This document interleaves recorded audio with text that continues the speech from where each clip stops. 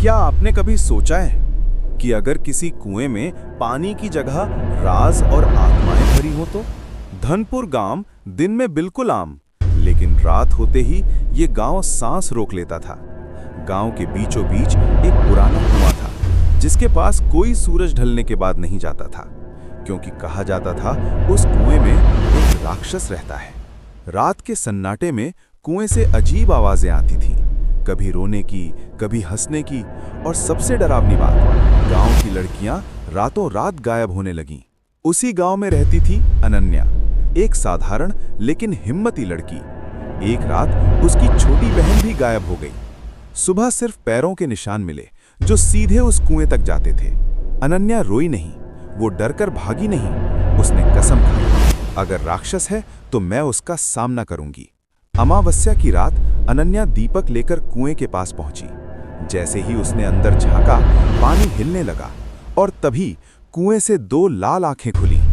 एक भारी आवाज गूंजी, अगर तेरी बहन चाहिए तो मेरे सवालों के जवाब देने होंगे। अनन्या कांप गई, लेकिन बोली, पूछ। पहला सवाल, राक्षस, सबसे बड़ा पाप क्या है, मारना या चुप रहना? अनन्या के पास जवाब नहीं था। राक्षस बोला, 3 दिन का समय है, सोच कर आना। जवाब की खोज। 3 दिन तक अनन्या बुजुर्गों से मिली, मंदिर गईं, पुरानी किताबें पढ़ीं, और उसे पता चला, जब साधु को कुएं में फेंका गया था, पूरा गांव देख रहा था, लेकिन कोई नहीं बोला। दूसरा सवाल, अनन्या लौटी। राक्षस, न्याय क्या है, सजा या पश्चाताप?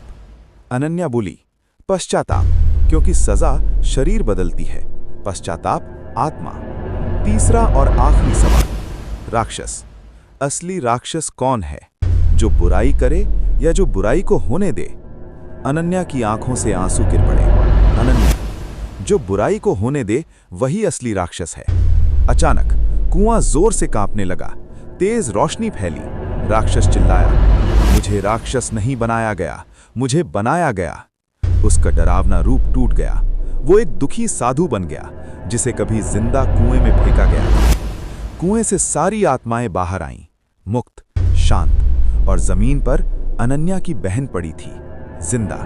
सुबह हुई, कुआं सूख चुका था, और पत्थर पर लिखा था, सबसे बड़े राक्षस चुप रहने वाले लोग होते हैं। कहानी पसंद आई हो तो लाइक करें, कमेंट करें, शेयर करें, और ऐसी डरावनी कहानियों के लिए चैनल को सब्सक्राइब जरूर करें।